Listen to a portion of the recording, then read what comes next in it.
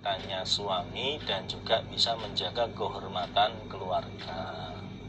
Itulah kemudian Nabi Ibrahim berpesan kepada Ismail untuk mempertahankan istrinya tersebut, berbeda dengan istri yang pertama.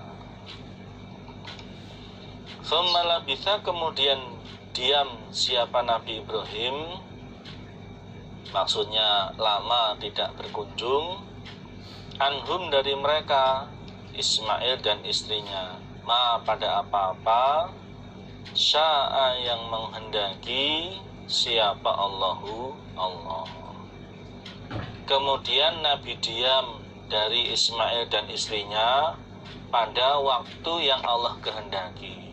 Maksudnya Nabi Ibrahim tidak mengunjungi Ismail dan istrinya dalam waktu yang cukup lama tidak mengunjungi Ismail dan istrinya.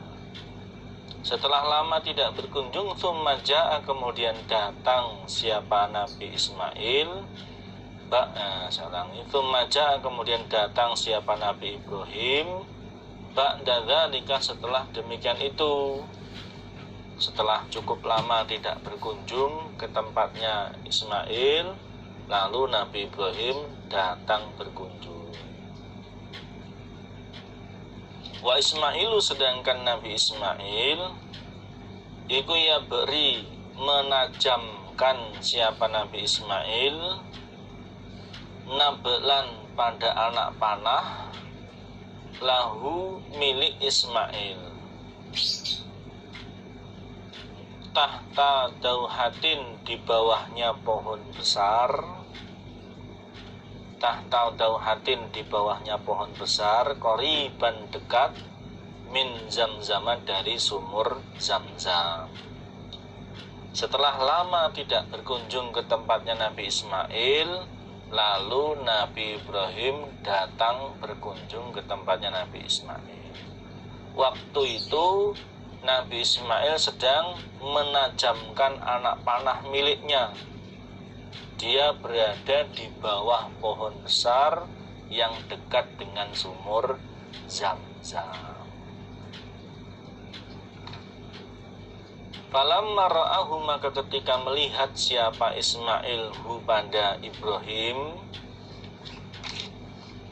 qoma, maka berdiri siapa Ismail, ilaihi, kepada Ibrahim, menyambut Ibrahim. Ketika Nabi Ismail melihat Nabi Ibrahim datang, Nabi Ismail langsung berdiri menyambut Nabi Ibrahim. Fasana'a, maka berbuat siapa keduanya, Nabi Ibrahim dan Nabi Ismail, kama yasna'u, sebagaimana berbuat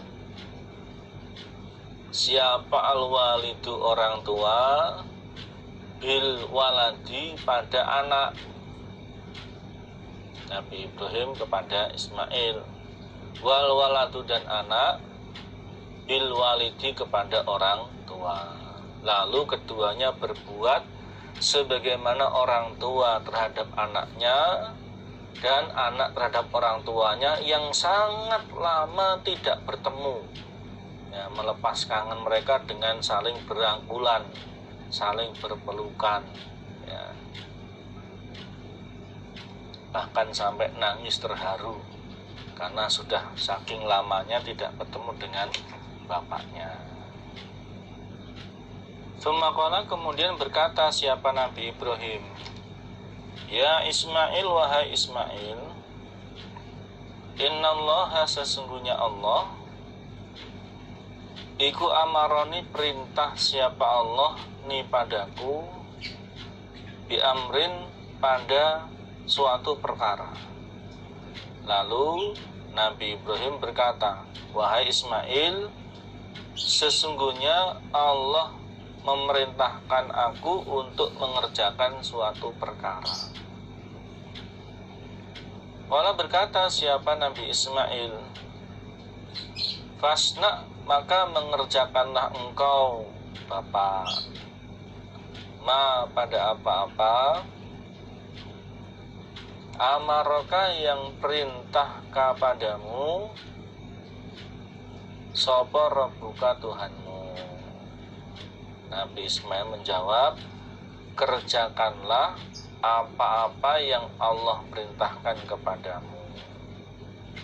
Sama seperti jawabannya Nabi Ismail ketika dulu di saat Nabi Ibrahim diperintah oleh Allah lewat mimpi untuk menyembelih Ismail. Waktu itu Nabi Ismail juga jawabannya sama. Kerjakanlah apa-apa yang diperintahkan kepadamu. Menunjukkan ketaatannya Nabi Ismail kepada Allah, menunjukkan ketaklimannya Nabi Ismail kepada bapaknya. Qala berkata siapa Nabi Ibrahim, wa tu'inuni, dan menolong engkau ni padaku. Tapi tugas ini cukup berat kalau aku kerjakan sendiri. Maukah engkau menolongku untuk mengerjakan perintahnya Allah ini? Qala berkata siapa Nabi Ismail, wa u'inuka, dan akan menolong aku Ismail kepadamu Ibrahim. Nabi Ismail menjawab, aku siap untuk menolong, untuk membantumu wahai Bapa. Kalau memang engkau menginginkan agar aku menolongmu, aku siap untuk membantumu dalam mengerjakan perintahnya Allah tersebut.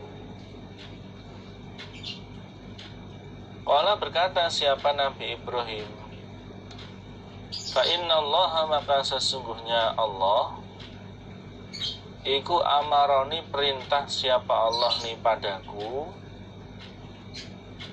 an abniya, untuk membangun aku, an abniya, untuk membangun aku, hahuna, di sana, baitan, pada rumah yang nantinya kita sebut Baitullah, yang nantinya disebut Baitullah. Lalu Nabi Ibrahim berkata, sesungguhnya Allah perintah padaku agar aku membangun rumah di sana, agar aku membangun rumah di sana. Wa asyara, dan isyarah siapa Nabi Ibrahim, menunjuk siapa Nabi Ibrahim, ila akamatin, pada gundukan.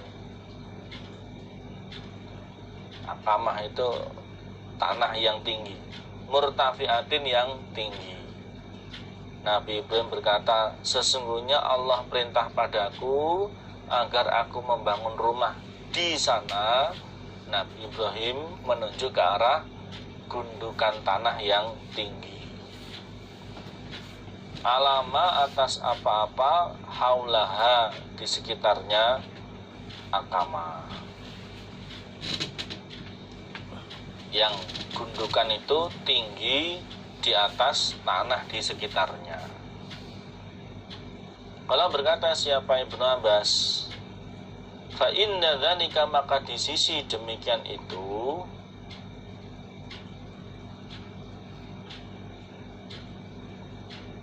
rafa'a, mengangkat siapa keduanya, maksudnya meninggikan, al-qawaida, pada beberapa pondasi, minal baiti, dari Baitullah. Di saat itulah, setelah diperintahkan oleh Allah untuk membangun Baitullah itulah, Nabi Ibrahim dan Nabi Ismail mengangkat beberapa pondasi dari Baitullah. Maksudnya meninggikan pondasi Baitullah. Caranya Allah menunjukkan letaknya Baitullah kepada Nabi Ibrahim adalah Allah mengutus awan, yang awan itu menaungi tempatnya Baitullah.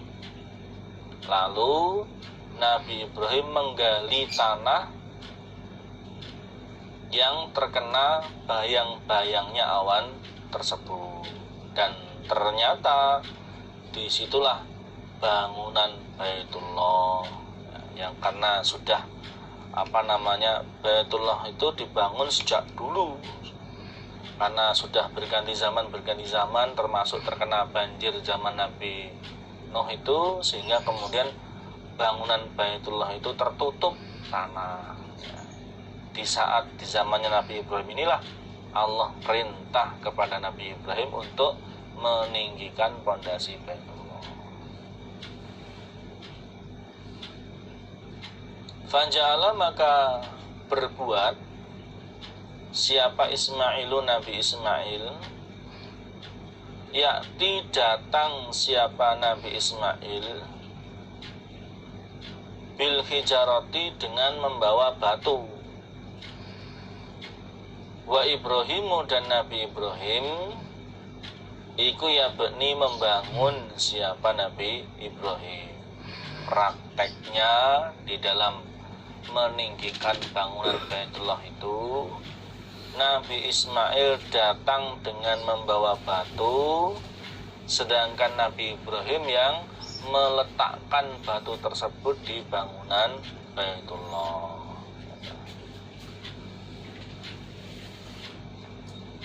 Jadi tukangnya itu Nabi Ibrahim, Nabi Ismail sebagai kulinya, sebagai pembantunya.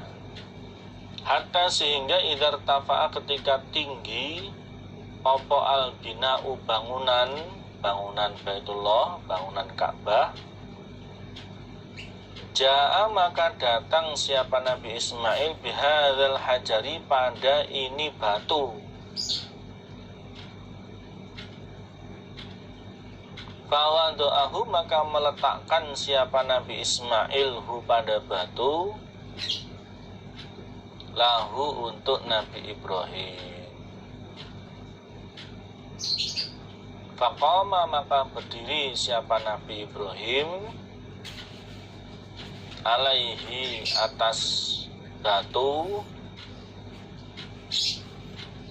huwa sedangkan Nabi Ibrahim iku ya beni membangun siapa Nabi Ibrahim, membangun ya meletakkan batu di bangunan Baitullah itu.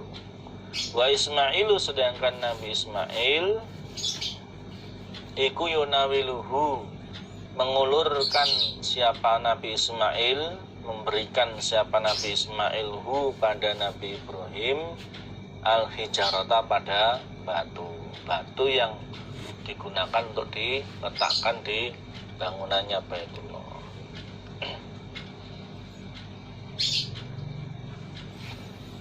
Ketika bangunan Baitullah sudah mulai tinggi dan Nabi Ibrahim sudah kesulitan untuk meletakkan batu di atas bangunan Baitullah, kemudian Nabi Ismail datang dengan membawa batu ini, yang dimaksud adalah makom Ibrahim.